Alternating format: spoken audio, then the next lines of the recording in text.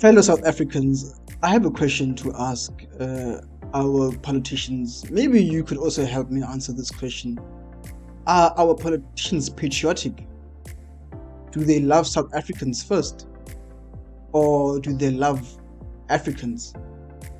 I'm asking this because recently the mayor of the city of Johannesburg, Dada Morero, who hasn't even been in his city for 2 weeks, made the ludicrous and unpatriotic suggestion that the city of Joburg should employ foreign nationals that are documented into the Johannesburg Metro Police Department.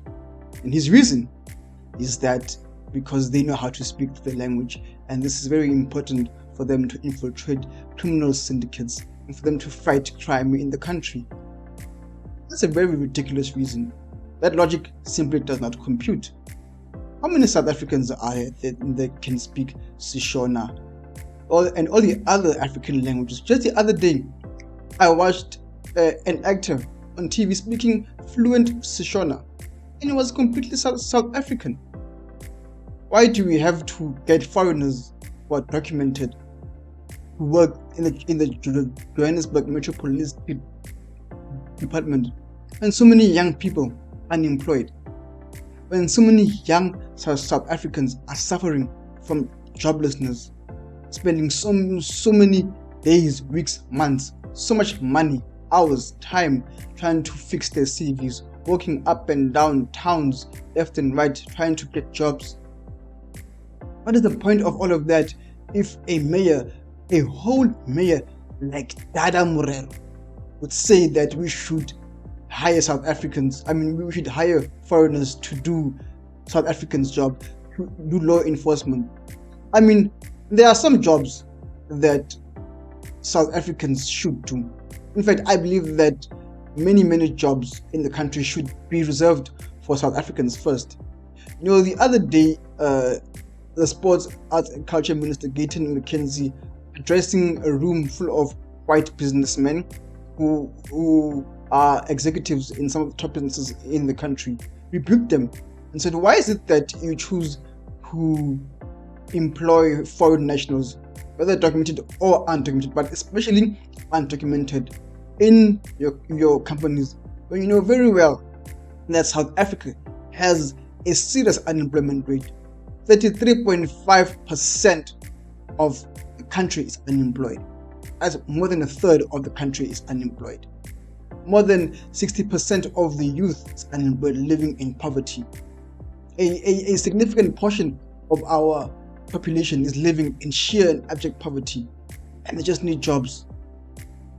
So how reckless is a politician that is going to make the most ludicrous, most unpatriotic suggestion that we hire foreign nationals that are not even South Africans to do law enforcement? How are they going to love to enforce a law that is not theirs? How are they going to love to enforce a law that doesn't belong to them? A law that is not theirs by blood, by name, by surname, or by nationality? What about South Africans? The other day I met a young man outside here where I stayed, and I asked him what does he want to be when he grows up. He says, I want to be a cop. And I asked him why. He said, because cops in the country don't take their sweet time to respond to cases. Now, instead of taking such young people and filling them in our law enforcement agencies, Dada Morero thinks it is a brilliant idea that we should hire foreign nationals. Back to the point that I was making about Gayton McKenzie. I believe, then, this is my own personal opinion. If you want to rail me because it is my opinion. But I believe that businesses don't want to hire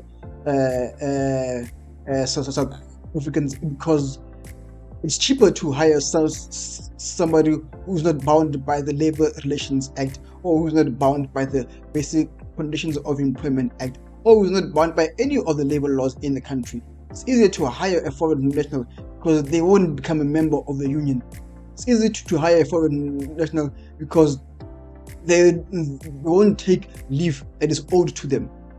It's easy to hire someone from another country because they are desperate for a job. South Africans are desperate too, but we know our rights. So I think it's very unfair. I think it's a question that our politicians have to sit down and ask themselves. Do you love South Africa first? Are you patriotic? Do you want to see the unemployment rate go down? Do you want to see more young people employed? If that's the case, why would you make such a careless statement? Why would you make such a careless suggestion? Yes, the Gauteng Premier, who is also the ANC chairperson in Gauteng, Anyaza Lesufi, said that they rejected this suggestion and he apologized. But it speaks to a deeper issue, that a politician has the strength, has the braveness, the temerity to make such a recommendation in an era where tension between South Africans and foreign nationals are simmering. Would be very unwise. Like, in fact, it makes me touch on the very reason why the ANC is in power. Is not in power as much as it was many years ago. The ANC seems to be tone deaf. Dada Morero seems to be tone deaf. And it's very interesting because this morning I read that South Africa is going 150 days without load shedding. There was a whole lot of load shedding before the elections. Suddenly, when the ANC's power is whittled, there's no more load shedding. So was the ANC really the problem? It was. You know what lies behind the problem of the problem? What would give a politician the right strength to make such a recommendation in the face of such unemployment, in the face of such suffering, in the face of such social tension, as you see Operation Dula removing illegally run foreign-owned shops in the townships? How could you make such a suggestion? I really strongly urge all of the politicians in our country to think of South Africans first. I'm not xenophobic, and I'm not going to sit here and justify that I'm not xenophobic. But I do not tolerate lawlessness. Neither do I tolerate a system that wants to prioritize others of us. You know what? It's like me, I'm a father, right? I've got 2 kids, I've got a wife. I'm struggling to give my kids a quality education. My kids are sleeping on mattresses that are as thin as wafer. They're sleeping with the tongana, those prison blankets. And then I want to go and fetch a child from outside and give them the best that my child doesn't have. I want to give this child a queen-sized bed. I want to give this child Gucci. I want to give this child the best education. Whereas my own child goes to a public school, vacationing, and this child of mine, which I just picked up from the street, goes to a private school, Centennial in Senton. Is that fair?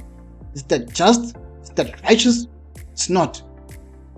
Politicians have to sit and look in the mirror and ask themselves, do I love this country? Is the price that someone is paying for me to betray my country worth it?